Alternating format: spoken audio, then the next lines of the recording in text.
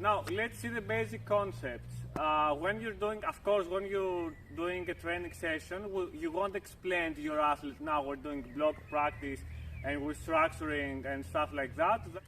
These are tools for you to have and plan your practice, okay? Not to educate players in how to be coaches or something like that.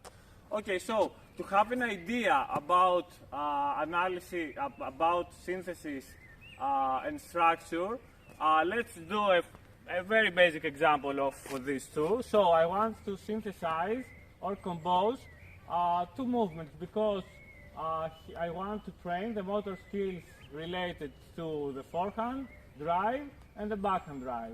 So a basic synthesis would be a forehand and a backhand. Synthesis does not tell us how many forehands, how many backhands, in what order. Synthesis just tells us that we will use forehands and backhands. So we compose these two, okay?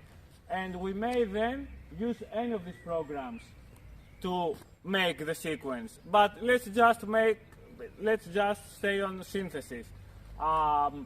Even though you can't really use synthesis practically, meaning that synthesis is just I select movements, not what to do with the movements. Okay, so let's say we have forehand and backhand. Okay, if I wanted, let's say, to structure this, therefore put a quality, I would say, for example, a very good way to put qualities into sequences is to count points. So let's say we have an area for him to hit. We will speak about areas and targets in the next chapter. So I can say you win a point by hitting the area and you lose a point by not hitting the area. Okay, and if I want, okay, so for example, because I have to mention that here, if I want to study, I'm studying structure now, okay, and I'm looking in the idea of offensive shot. So I have one target and I say, Polycarpe, you should hit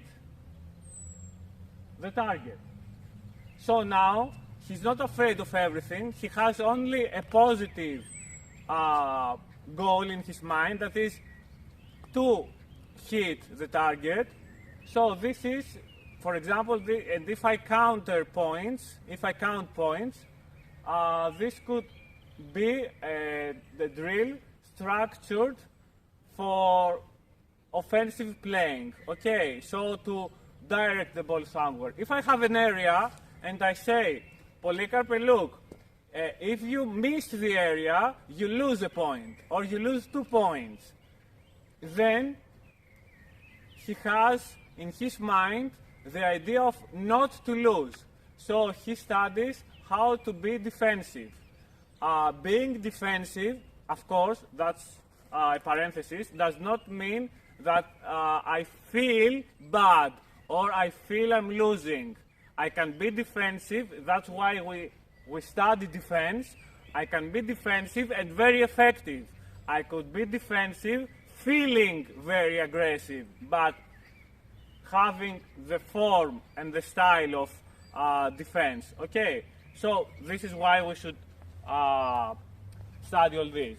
So now I'm doing structure. Okay, you cannot see that, but just have the idea. And I say, Polycarpe, you are hitting.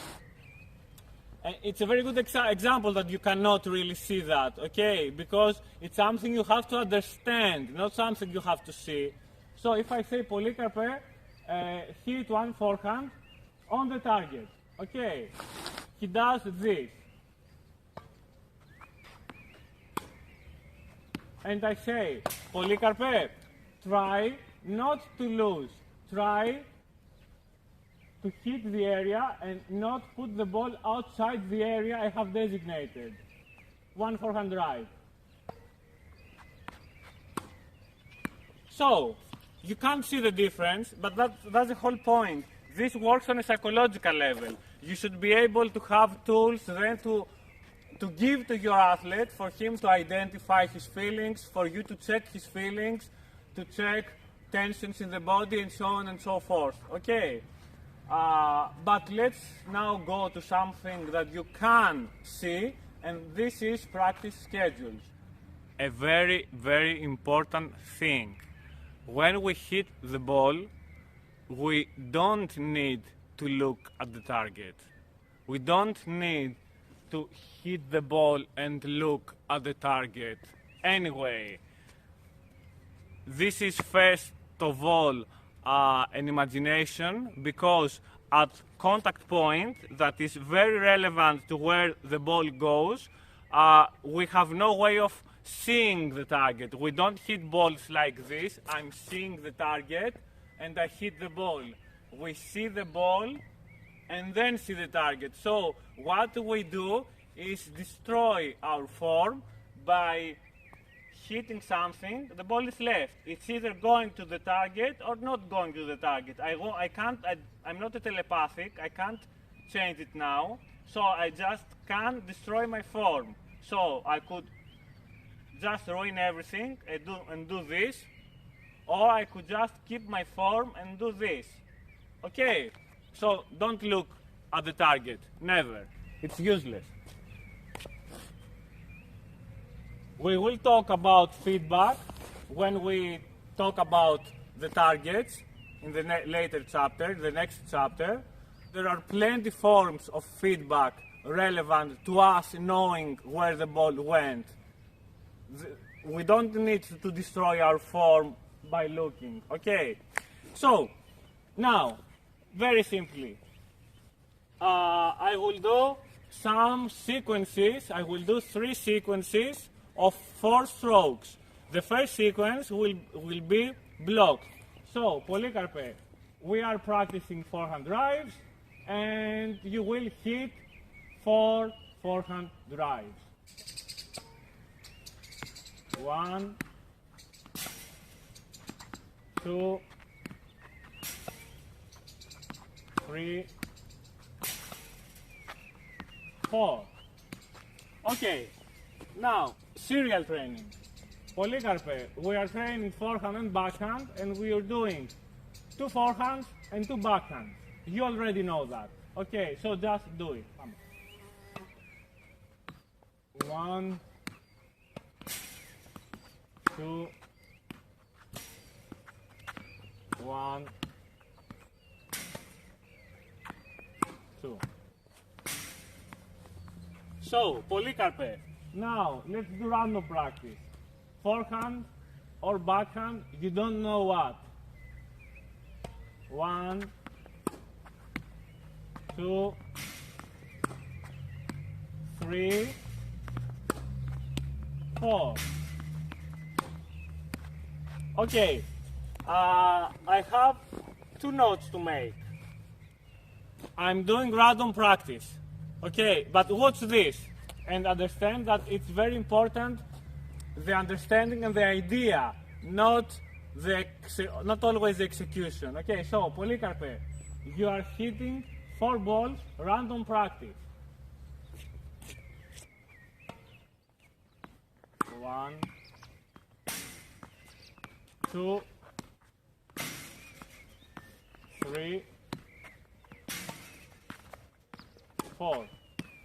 Now, what did I do? I said random, but we did blocked. What happened? The answer is coming right away, because I will do one more experiment. Polycarpe, hit 4 balls, random practice, either forehand drive or backhand drive, and your goal is to not hit the net. Okay, do not hit the net. 4 balls, forehand drive, backhand drive, random practice. Don't hit the net.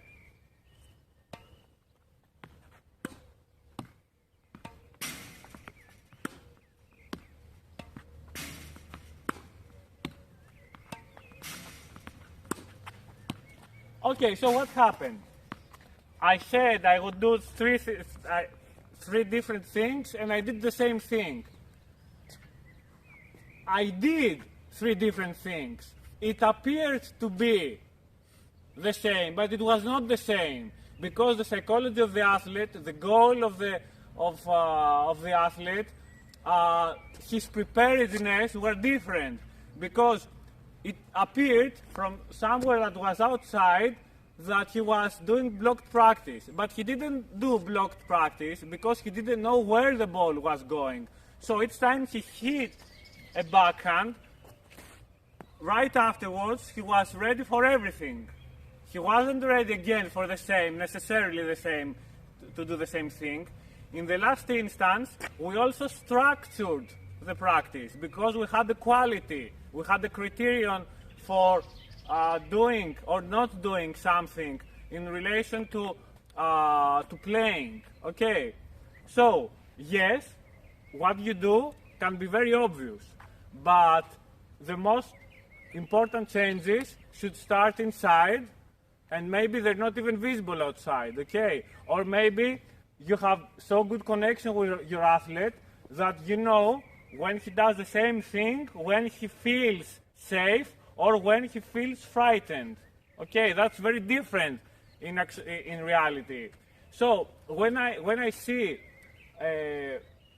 practicing tennis and the athlete is doing something like whatever works and the ball just gets in by luck or by whatever other means possible, and the athlete and the trainer says, yes, way to go. No, that's wrong.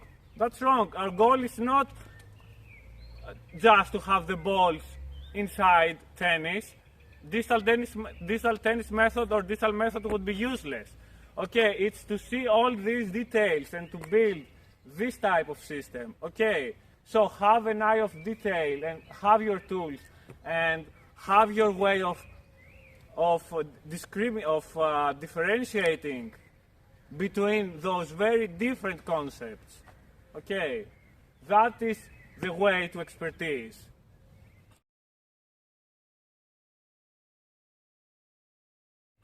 So we have one more thing to check out for now. Even in block practice, we have a way, strictly speaking, block practice, the athlete does the same thing again and again. Okay. When we say the same thing, what do we mean? We actually mean the same skill. Okay. And from what point on does the skill change? What do I mean? A forehand is a forehand, a backhand is a backhand. No. I mean, we have a forehand drive. At some point, it's not a forehand drive, it's a lob, it's a lift, it's something else. Or we have a diagonal shot, and then we have down the line. At what point does it become diagonal?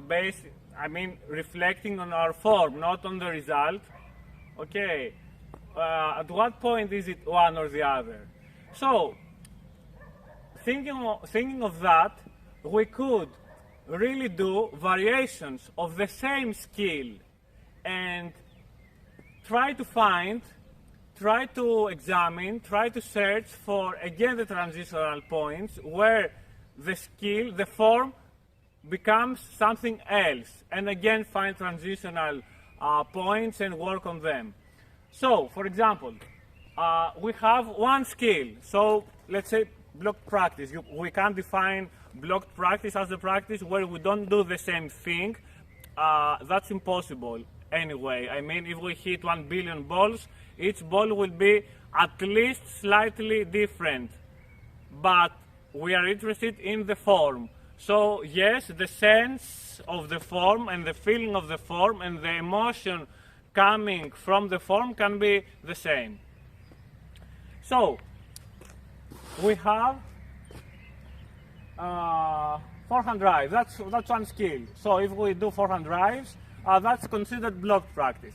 But we can do forehand drives down the line. We can do forehand drives Diagonally, we can do forehand drives in low balls and in high balls. So, an intermediate stage, let's say, between blocked and serial practice is varied practice, but that again is not completely correct because we can do varied practice in serial practice as well and in random practice because we change skills in serial and random practice, but when we return to the same skill, for example, I do a serial practice hitting forehand and backhand, okay, alternatively. So I can't hit a forehand down the line, backhand, but my next forehand, which is the same skill, can be a forehand cross court. Okay, so I did serial practice with varied practice, okay? So, that's very easy to demonstrate. So, Polycarpe, just do varied practice, okay? With forehand drives. So, you will hit, and that's serial varied practice. So, you will hit one ball down the line, one ball cross court, one low ball, one high ball. Okay, so 4 variations. So down the line, cross court, low ball, and a high ball.